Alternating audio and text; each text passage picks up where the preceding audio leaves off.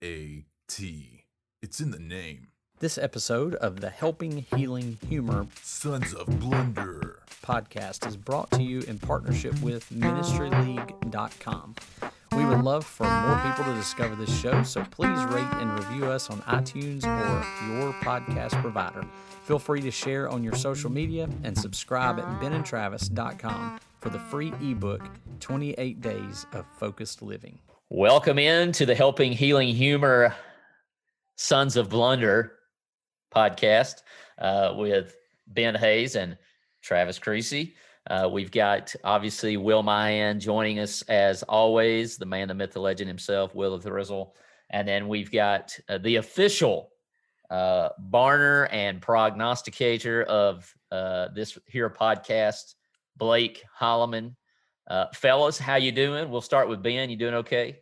I'm doing great. Just glad to be here. Excited for what's coming up. Of course, by the time everybody hears this, it will already be said and done, the national championship game. So hoping we're celebrating and not mourning on when this podcast comes out on Tuesday. Will? Man, I'm doing good. Blake, how you doing, man?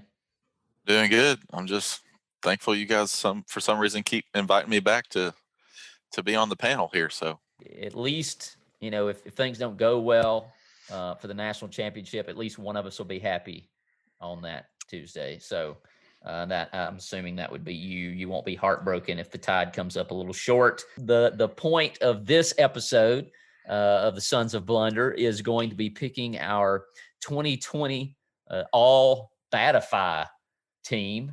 The football team, and we're going to be sticking with the amateurs. We may pick people from high school, very underclassmen, I think may have made some of the lists, all the way up to fifth-year seniors going into this year's draft. So we're going to be sticking with the amateurs and picking position by position. I have the trenches, you know, maybe not the most exotic of places, most interesting of places, but as a football coach and anybody who watches football knows that as the front lines go the rest of the team. So I'll be covering that. Ben, what have you got for us? I'm going to have the wide receivers and the cornerbacks, some of my favorite positions, because there's no better play in football than a pick six.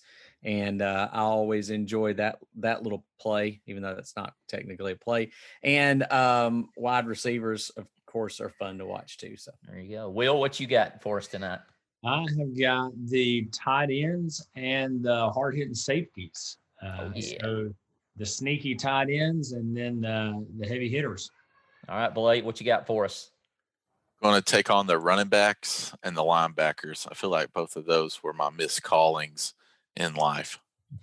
I like the phrasing of taking on, because those two, obviously the groups that we've kind of matched up are the ones who'd be taking on each other. But all I think about when linebackers and running backs is meeting in that hole and figuring out who's going to win that battle more times than not.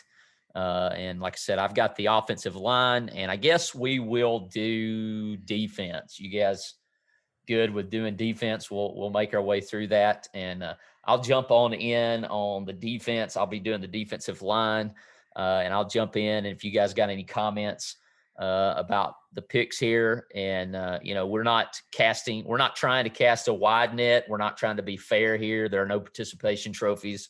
We're going to be picking from our knowledge and whatever we could Google. And so, like I said, we'll be sticking with the amateurs. And the first one that I'm going to mention is certainly an amateur. He's a guy who played football for me, came in as a sophomore. This past year was his senior year. He played defensive end for us at Riverside, number 15, Michael Whidden. This guy is really tall and skinny, which is probably not what you're looking for in a defensive end anywhere else but 8-man football. But this is a guy who has a motor, and you could just watch him play. And he's one of those guys that if the play's away from him, he's going to keep coming. He might even get knocked on his rear end at the starting of the play. He's going to get right back up, and he may be the guy that sacks the guy on the other side of the field. And so Michael Whidden's going to be probably my weak side defensive end. At my other defensive end, I'm going to go with a guy that's, not much older than Michael Wooden. I believe he's a true freshman. He plays for the Crimson Tide. I'm going to go with Will Anderson, who I think is still leading. If not, he's at the top going into the Rose Bowl. He was leading the conference in sacks, and he didn't even record a sack till maybe at least halfway through the season, if not 3/4 of the season, and had like 7 sacks in 3 games or something crazy like that. So he's going to be that strong side defensive end, putting pressure on the quarterback. And then my inside defensive tackles, and I think we're working from a 4-3, 4-man front, 3 defensive guys, 7 in the box, that type of defensive setup. And I'm going to go with inside. I'm going to go and be a little bit of a homer again. I'm going to go Christian Barmore, who's just turned it on as well. That defense at Alabama was kind of suspect early in the season. And then they kind of turned it on after Ole Miss getting punched in the mouth. And I think that, man, I'm really hoping that that's not what we face this coming Monday night. Of course, that's already in the bag by this point, but he's really kind of pushing the pocket. Early in the season, they weren't getting home, but here towards the end, they've been really kind of making some waves and causing some chaos, him and Anderson together. And then my final inside guy is Davion Nixon. And this is the second guy this is the second defensive tackle that's supposed to come off the board in this spring's draft. And he plays for Iowa. And of course, that holds a special place in all of our hearts due to their awesome tradition of waving at the hospital, the kids in the hospital up there. So that's my defensive front. I think that's a really strong in the pass game defensive front. I'm sure that they can hold their own in the run game as well. All right, Blake, if you don't have anything on the D line, man, take it away at the linebacker spots. All right. Well, your D line is supposed to plug up the holes and get after the quarterback, but they're supposed to make way for the linebackers to make the tackles. The defensive line really sets up how successful the linebackers are. The first guy, I'm probably the top guy on my list. He was the Butkus Award winner this year. If you're going amateur linebacker, you can't go any better than the person who wins this award every year. His name is Jeremiah Owusu-Koramoah. He's from Notre Dame. He made several plays last week. He did. When Alabama played against him. He was sticking his nose in there and trying to stop that potent Alabama offense. So he's first on my list. That's why you get paid the big bucks, Blake, saying names like that. That's why we bring you in. I know. I practiced a lot off stream here, so I'm glad I could nail that for you guys. Well, Google can spell it, and that's all that matters. My next 2 picks here, I'm going to sound like a homer. Alabama, their linebackers are kind of weak. A couple of their linebackers are a little bit weaker, so I couldn't go with an Alabama linebacker, so I had to go with 2 Auburn guys. The first guy is Owen Pappoe. He's number 0 for Auburn. He's kind of a hybrid linebacker. He can run, he can cover.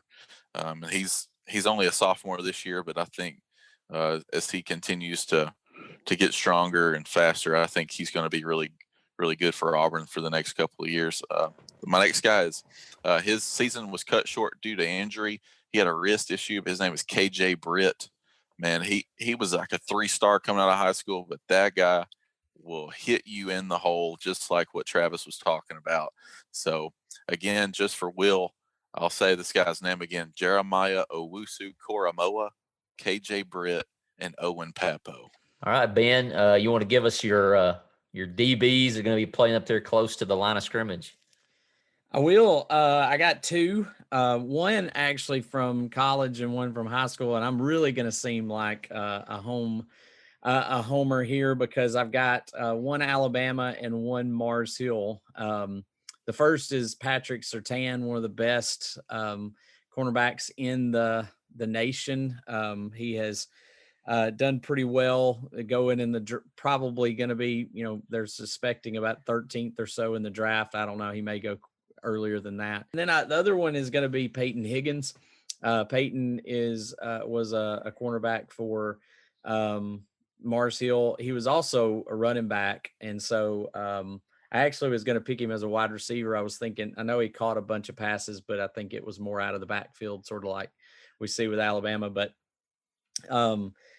for no other reason, I've got to pick him because I don't know that we really had special teams, but he was a kickoff returner, set the state record for kickoff returns in Alabama. And if I'm not mistaken, he tied a national record for that. And I think I was just looking at some of his numbers. He finished the year or finished his career with 100 touchdowns, 8,945 yards total in his career. So just lights out, going to play for Troy. And so I had to pick him. So I got Patrick Surtain and Peyton Higgins. So on the return, the one that broke the record or set the record, right? Like somebody else caught the kick. That's right. And pitched it back to him, and then he housed it in the state championship game. So that's just a cool story. Yeah, it was like right at the end of the game, and Hunter Kilpatrick, I believe, is the one who fielded the ball and turned around and tossed it to him, and he broke like one tackle and was gone. And nice. It was solid. Straight up the gut too. He just took it to the house. All right, Will, give us those thumpers on the back end who kind of are hybrids of cornerbacks and linebackers. Yeah. One of my favorite things in college football is wide receiver coming across the middle, safety, just laying the wood. So I'm going to be a homer just like Ben. I'm going to go one from Alabama, one from Mars Hill. Love safeties. If I still had one of our former youth group guys up in Tennessee by the name of Kenneth Pruitt, made me love safeties. He was about 5'7", 130 pounds, but he broke the ribs of a couple of guys up there in Tennessee, just laying them out. So I always kind of enjoyed watching the safeties ever since we had him in our youth group up there. But first one I'm going to go with is Jordan Battle. He's a safety at Alabama, underclassman. And it kind of reminds me of one of those Mark Barron top safeties. I mean, he's gonna lay everything out there. Seems to kind of fit Saban's what he wants, can stuff the run, but can also cover and lay a guy out when he needs to. So really like watching him. And then I'm going to go even younger than Ben here, and I'm going to go with Hanson, the little Hanson at Mars Hill, who played different Hanson. Griffin Hanson. Griffin Hanson played quarterback, but also played safety. And I didn't get to watch a lot of Mars Hill games, listen to him on the radio, but it sounded like he would get a pick six just about every game. And then ultimately in the state championship this year, ended up knocking the quarterback out of the game, hit him so hard.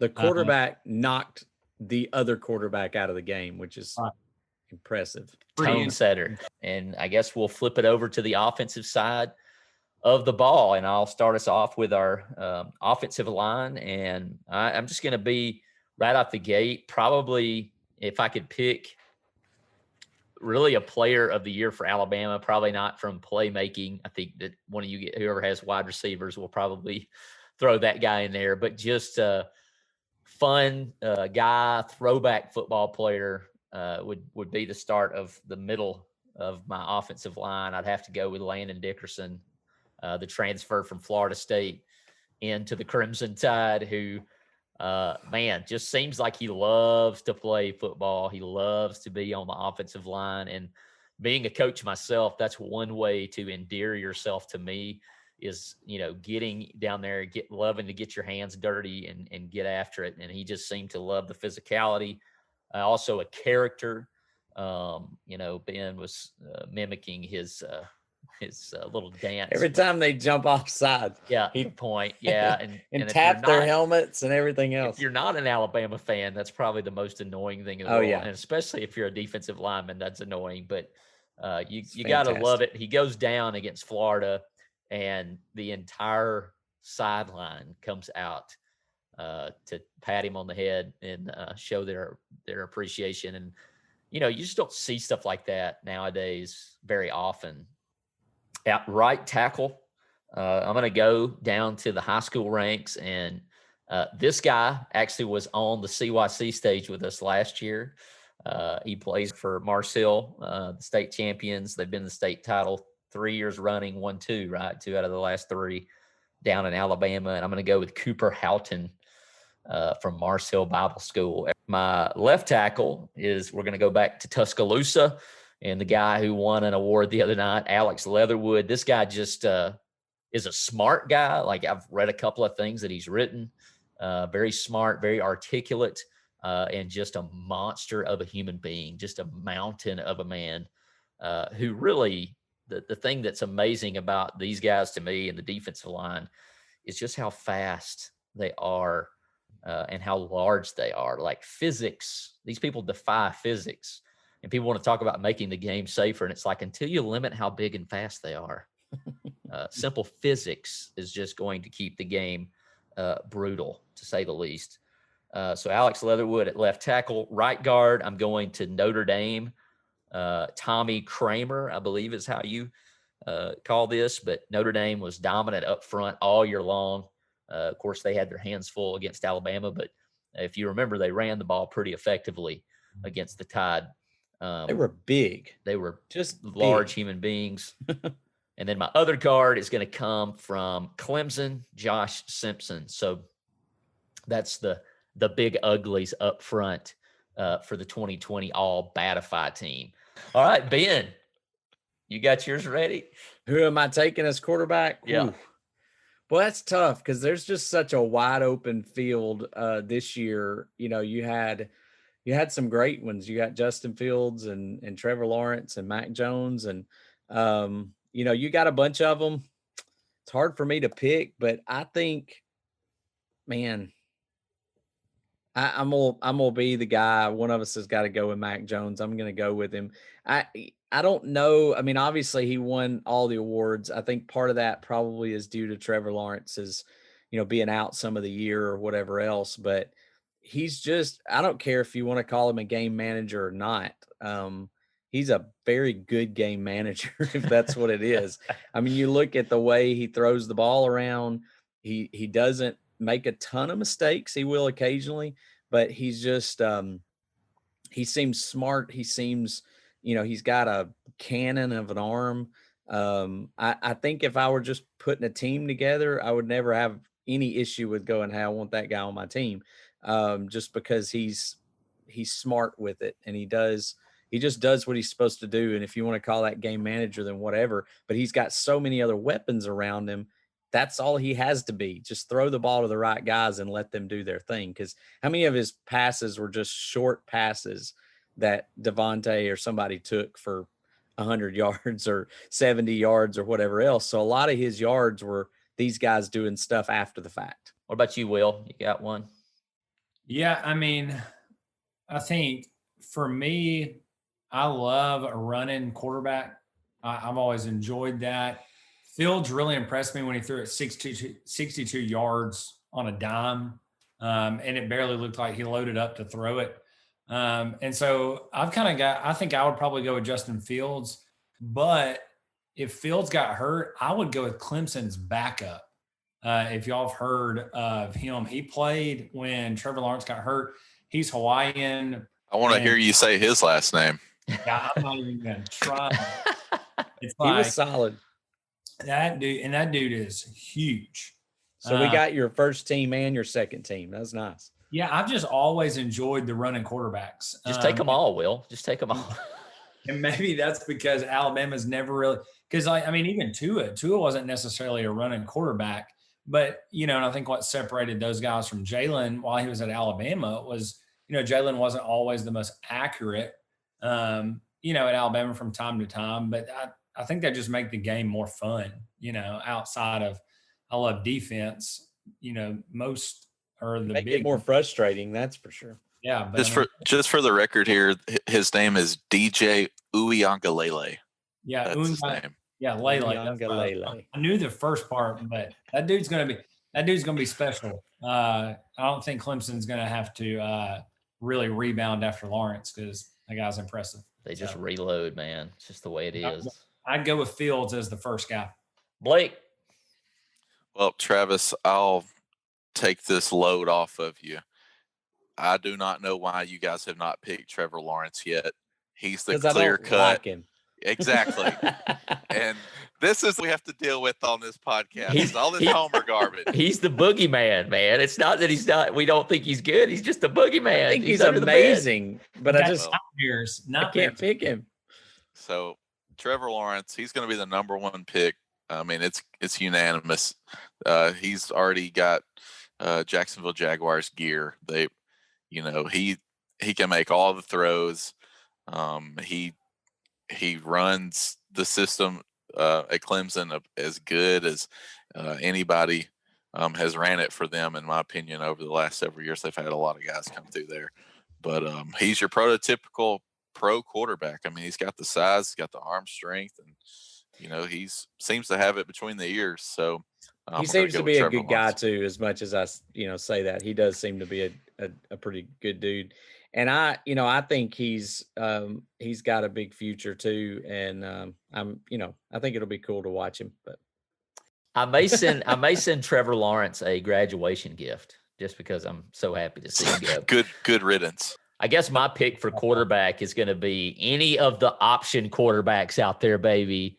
Let's go. Give me Navy. Give me Army. Give me I would have said Georgia Tech, but give me those guys that run the option. I can't tell you their names because, they run the option. So, let's go to running backs. I think, Blake, you're the man when it comes to our running backs. So I'll let you make those picks. All right, let me go ahead and get this out of the way because I'm not a homer, unlike some of you guys. But I'm taking Najee Harris. Any man of that size with that speed and that agility is going to make my list. I don't care who he plays for. The play that really made me respect him was during the game where he hurdled the guy running full speed and never lost stride. I think he made the smart choice of coming back to Alabama, and I think he made himself a lot more money when he gets drafted in this next year. Next on my list, I am going to be a homer, but this guy's really good. Tank Bigsby. He was a true freshman running back at Auburn this year. He came in and started about half of the year, and he had over 800 yards. And he was tough to bring down. And this guy,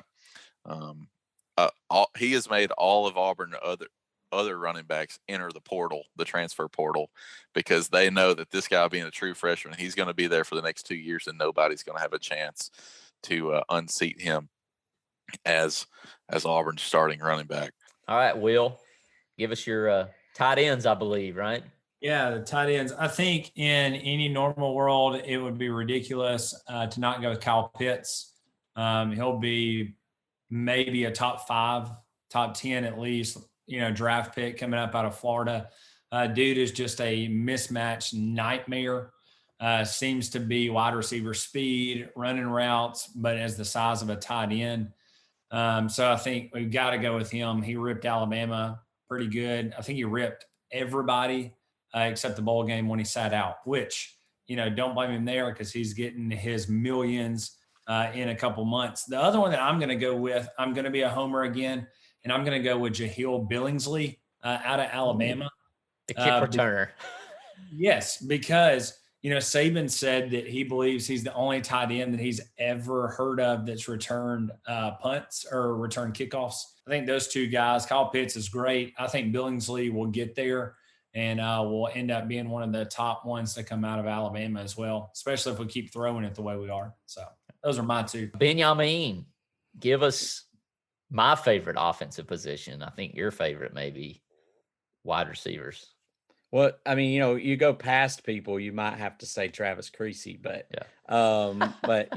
he's not currently on the field anymore. But I guess two that I, mentioned that are kind of nemesis more or less is the one coming up this week, Olave, I think is his name, for Ohio State. We're going to have to do something with him, and hopefully we'll be able to shut him down. I'm assuming Surtain will probably be on him some.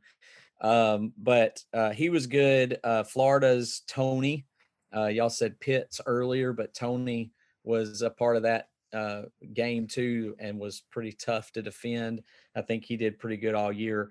And then obviously 2 Alabama players. One didn't get to finish the season, but certainly would have been anybody would take. And I think he's going to go pretty high on the draft. If he goes this year, I assume he will probably go this year. But Jalen Waddle was solid, kick returner and everything for Alabama, but just an outstanding receiving core. And of course, you cannot leave off Devontae Smitty, the Slim Reaper. You can't leave him off because he won the Maxwell, the Bolitnikoff, the Walter Camp, the Heisman Trophy. Just an awesome season. Proud of the kid. I think for me, his speech was just awesome from the standpoint of, look, you may not be the biggest, you may not be the fastest, but put your mind to stuff and you can do it. And I thought that was a pretty cool message that he sent out to the kids. And just to see his community, see his dad, might have got a little emotional watching his mom and dad and his community get excited for him. But that was just a really cool thing. It really spoke to Ben when he talked about you may not be the biggest or the. He really did. It's right there. Maybe me too. I think that's a pretty solid team, fellas. Well, guys, y'all got anything else you'd like to throw out there? Any honorable mentions? Any hot takes? I do have an honorable mention. Yes. Auburn has a 6'6", 300-pound tight end. His name is JJ Pegues, a.k.a. Ham Newton. That guy's a beast. Ham Newton, man. That's right up there with the hefty lefty, man. That's well, if you guys don't have anything else, I appreciate your time being on with us. We'll catch you guys next week. And we may have run out of sports things to talk about by then, but hope you're all having a great week. And everyone will be thankful. Yes. And let us know if there's any way that we can help you. Have a good one. December 7th, 1941 is a day that our grandparents and great-grandparents might recall vividly. Thousands of brave individuals answered the call to enlist and serve their country. Those back home waited and also served by providing essential support. Since then, veterans have served in the Korean War, the Vietnam War, Desert Storm, Operation Enduring Freedom, and the current ongoing global military operations. It's no surprise that our veterans have paid a huge price for the freedoms that we cherish. Serenity Counseling is honored to serve those who have served through their Renewed Warriors program. If you are a veteran who struggles with post-traumatic stress, or maybe you love a veteran who is struggling with post-traumatic stress, it can often be hard to talk about. Drug therapy can often feel like a Band-Aid. This program, the Renewed Warriors program, is free. Renewed Spirits is currently recruiting veterans for their equine assisted support group, working with horses outside in the open air. Give them a call or check out their website for more information and to be a part of this group. They'll let you know the details. All you have to do is report for duty. The horses are very good at helping, but you have to be in their presence for it to work. Give the counselors at Serenity Counseling a call, 256-263-6367, or at their website, serenitycounselingshoals.org. Serenity Counseling is located at 1954 Jackson Road in Florence, Alabama. Serenity Counseling, where hope is given and healing begins. Thanks for joining Ben, Travis, and Will on the Helping Healing Humor podcast. Make sure to go to benandtravis.com for more content and to download the free ebook, 28 Days of Focused Living.